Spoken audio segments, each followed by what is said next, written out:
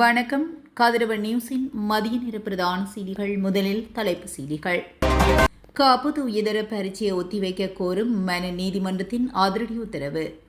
2 லட்சம் இளைஞர்களுக்கு வெளிநாட்டில் வேலை வாய்ப்பு. சற்று முன் நீதிமன்றத்தின் முன்னிலையான கோட்டபாய ராஜபக்ச. ஹோட்டல் ஒன்றில் 500 பவுன் தங்கத்துடன் சிக்கிய 10 பேர். 2 நாட்களுக்கு நேர் விநியோகம் நிறுத்தம். ஹேடன் கொழும்பு பிரதான வீதியில் லாரி விபத்து, 2 படுகாயம். மட்டக்களப்பில் யானைகளின் அட்டகாசம் அதிகரிப்பு, பொதுமக்களுக்கு விடுக்கப்பட்டுள்ள அவசர எச்சரிக்கை. கூர்மையான ஆயுதத்தினால் தாக்கி நபரொருவர் உயிரிழப்பு.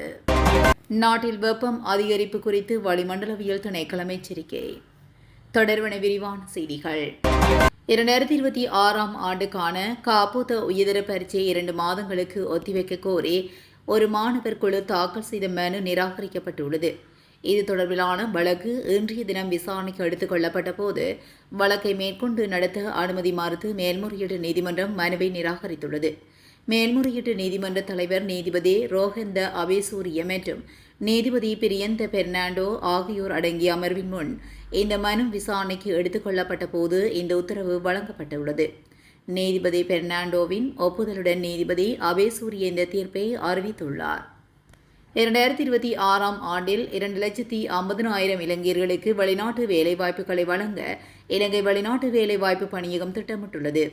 இந்த வேலைவாய்ப்புகள் இலங்கை அரசாங்கம் மற்றும் பணியகத்தின் பதிவு செய்யப்பட்ட வேலைவாய்ப்பு முகவர் நிறுவனங்கள் மூலம் இளைஞர்களுக்கு வழங்கப்படும் என்று பணியகம் தெரிவித்துள்ளது.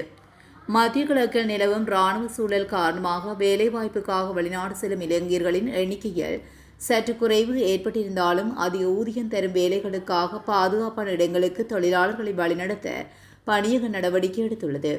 இதற்கு அமைவாக 2026 ஆண்டில் இதுவரை 1,43,087 இளைஞர்கள் வேலைவாய்ப்புக்காக வெளிநாடு சென்ற நிலையில் இவர்களை 92,590 பேர் ஆண் தொழிலாளர்கள் மற்றும் 50,497 பேர் பெண் தொழிலாளர்கள் உள்ளடங்குகின்றனர்.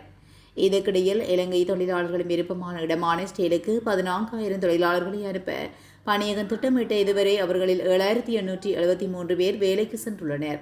அத்துடன் 8,000 தொழிலாளர்களை தென்கொரியாவுக்கு அனுப்பும் என எதிர்பார்க்கப்படுகிறது. இதுவரை 4,794 பேர் அங்கு பணிக்கு சென்றுள்ளதாகவும் தெரிவிக்கப்பட்டுள்ளது. ஈஸ்டர் ஞாயிறு பயங்கரவாத தாக்குதல் தொடர்பாக பயங்கரவாத தடுப்பு சட்டத்தின் கீழ் தன்னை கைது செய்வதிலிருந்து தடுத்து வைப்பதிலிருந்தும் தடுக்கும்படி கோரி தாக்கல் செய்த மனு தொடர்பான விசாரணைக்கு மேல்முறையீட்டு நீதிமன்றத்துக்கு முன்னாள் ஜனாதிபதி கோட்டபாய ராஜபக்ச முன்னிலையாகியுள்ளார். இது தொடர்பிலான வழக்கு விசாரணைக்கு இன்று வருகை தந்துள்ளதாக தெரிவிக்கப்பட்டுள்ளது. ஈஸ்டர் ஞாயிறு பயங்கரவாத தாக்குதல் தொடர்பாக குற்றப்புலனாய்வு திணைக்களம் நடத்தும் விசாரணைகள் சம்பந்தமாக பயங்கரவாத தடுப்பு சட்டத்தின் கீழ் தன்னை கைது செய்வதிலிருந்து தடுத்து வைப்பதிலிருந்தும் தடுக்கும்படி கோரி முன்னாள் ஜனாதிபதி கோட்டபாய ராஜபக்ச மனு ஒன்றை தாக்கல் செய்திருந்தார். இது தொடர்பிலான விசாரணைகளை இன்றைய தினத்துக்கு மேன்முறையீட்டு நீதிமன்றம் ஒத்திவைத்துள்ளது. இன்றைய தினம் கோட்டபாய ராஜபக்ச அவருடைய ஆதரவாளர்களுடன் நீதிமன்றத்தில் முன்னிலையான நிலையில் நாமல் ராஜபக்சவின் வருகை தொடர்ந்து ஜனாதிபதி சட்டத்தரணி அலிசப்ரி வருகை வந்துள்ளமை குறிப்பிடத்தக்கது. கண்டி வெத்தைக்கம மடவளை பகுதியில் சுமார் 500 பவுன் தங்கம் மற்றும் பெருந்தொகை பணத்துடன் 10 பேர் கைது செய்யப்பட்டுள்ள சம்பவம் தொடர்பில் பல தகவல்கள் வெளியாக உள்ளன. கொழும்பு கொட்டாஞ்சேனை பகுதியிலிருந்து கண்டிக்கு வந்துள்ள சந்தேக நபர்கள் வத்தேகமவில் உள்ள தங்குமிடம் ஒன்றில் தங்கியிருந்த போதே நேற்று பிற்பகல் கைது செய்யப்பட்டுள்ளனர். இவ்வாறு கைது செய்யப்பட்டவர்களிலிருந்து 3 கிலோ 930 கிராம் மொத்த எடையுடைய கொண்ட 4 தங்க கட்டிகள் மீட்கப்பட்டுள்ளதாக போலீசார் தெரிவித்துள்ளனர். மேலும் இருவர்களிடமிருந்து 1,69 லட்சம் ரூபாய் ரொக்க பணமும் கைப்பற்றப்பட்டுள்ளதுடன் இவை சட்டவிரோதமான முறையில் நாட்டுக்கு கொண்டு வரப்பட்டிருக்கலாம் என போலீசார் சந்தேகிக்கின்றனர். சந்தேக நபர்கள் தங்கத் தொகையை அதிக விலைக்கு விற்பனை செய்வதற்காகவே கொண்டு வந்ததாக ஆரம்பகட்ட விசாரணைகளின் போது ஒப்புக்கொண்டுள்ளனர். எனினும் கைப்பற்றப்பட்ட தங்கம் மற்றும் பணத்துக்கான முறையான உரிமையை நிரூபிக்கும் எந்தவிதமான ஆவணங்களும் அவர்களிடம் இல்லை என்றதும் தெரியவந்துள்ளது. இதற்கு அமைவாக வத்தேகம போலீசார் மேலதிக விசாரணைகளை மேற்கொண்டு வருகின்றனர். தேசிய நீர்வளங்கள் மற்றும் வடிகால் அமைப்பு சபை பல பகுதிகளில் நீர் விநியோகம் நிறுத்தம் செய்வது குறித்து அறிவிப்பு ஒன்றை வெளியிட்டுள்ளது. இந்த நேர் விநியோக தடை திகழ மற்றும் மெனிக்கிண்ண பகுதிகளுக்கு நேர் விநியோகம் நிறுத்தப்படும் என குறிப்பிடப்பட்டுள்ளது. அந்த அறிவிப்பின்படி இன்று காலை 8:30 மணி முதல் 25ஆம் தேதி வரை 48 மணி நேரத்துக்கு நீர் விநியோகம் நிறுத்தப்படும் எனவும் இதற்கிடையில் அப்பகுதிகளில் அத்தியாவசிய பராமரிப்பு பணிகள் நடைபெறுவதனால் நேர் விநியோகம் தடைபடுவதாகவும் தேசிய நீர்வளங்கள் மற்றும் வடிகால் அமைப்பு சபை தெரிவித்துள்ளது. ஹெடன் கொழும்பு பிரதான வீதியின் மல்லியப்பூ சந்தைக்கு அருகில் இடம்பெற்ற லொரி விபத்தில் அதில் பயணித்த இருவர் கடுமையான காயங்களுக்குள்ளாகி டெக்கோயா கிழங்கன் ஆதார வைத்தியசாலையில் அனுமதிக்கப்பட்டுள்ளதாக ஹெடன் போலீசார் தெரிவித்துள்ளனர். இந்த விபத்து நேற்று சுமார் 11 மணியளவில் ஹெடன் போலீஸ் பிரிவுக்குட்பட்ட மல்லியப்பூ பகுதியில் இடம்பெற்றுள்ளது.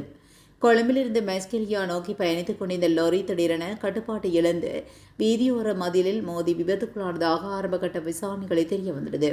விபத்து ஏற்பட்டதை அடுத்து அப்பகுதி மக்கள் மற்றும் அவசர சேவை பிரிவினர் உடனடியாக மீட்புப் பணிகளில் ஈடுபட்டு லாரிகள் சிக்கியிருந்த இருவரையும் மீட்டு டேகோயா கிழங்கன் ஆதார வைத்தியசாலைக்கு அனுப்பியுள்ளனர்.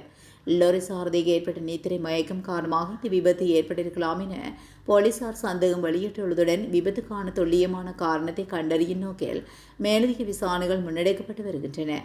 ஹெடன் போக்குவரத்து போலீசார் சம்பவம் தொடர்பான மேலதிக விசாரணைகளை தொடர்ந்து மேற்கொண்டு வருகின்றனர். மட்டக்களப்பு மண்முனை பிரதேச மேற்கு பிரதேச செயலகத்துக்குட்பட்ட உன்னிச்சை 6ஆம் கட்டை மற்றும் 7ஆம் கட்டை பிரதேசங்களில் கடந்த சில வாரங்களாக யானைகளின் நடமாட்டம் அதிகரித்த நிலையில் மக்கள் சற்று அவதானமாக செயல்படுமாறு அறிவுறுத்தல் விடுக்கப்பட்டுள்ளது. யானை வேலிகள் உடைக்கப்பட்டு யானைகள் குடியிருப்பு மற்றும் விவசாய நிலங்களுக்குள் நுழைவதனால் உயிர் மற்றும் சொத்து சேதம் ஏற்படும் அபாயம் உள்ளதாக தெரிவிக்கப்படுகிறது. அம்பாறை உகன போலீஸ் பிரிவுக்குட்பட்ட லாதுகல்ல பகுதியில் கூர்மையான ஆயுதத்தினால் தாக்குதலுக்குள்ளாகி நபர் ஒருவர் உயிரிழந்ததுடன் மற்றொரு பலத்த காயமடைந்த நிலையில் வைத்தியசாலையில் அனுமதிக்கப்பட்டுள்ளார். இச்சம்பவம் நேற்று புதன்கிழமை இரவு இடம்பெற்றுள்ளதாக போலீசார் தெரிவித்தனர்.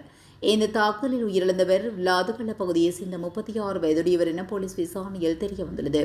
சந்தக நபருக்கும் உயிரிழந்த நபருக்கும் இடையே ஏற்பட்ட வாய்த்திற்க முற்றியதை அடுத்து சந்தக நபர் கூர்மையான ஆயுதத்தினால் தாக்கி இந்த கொலையை செய்துள்ளமை மேற்கொள்ளப்பட்ட ஆரம்பகட்ட விசாரணைகளில் தெரியவந்துள்ளது.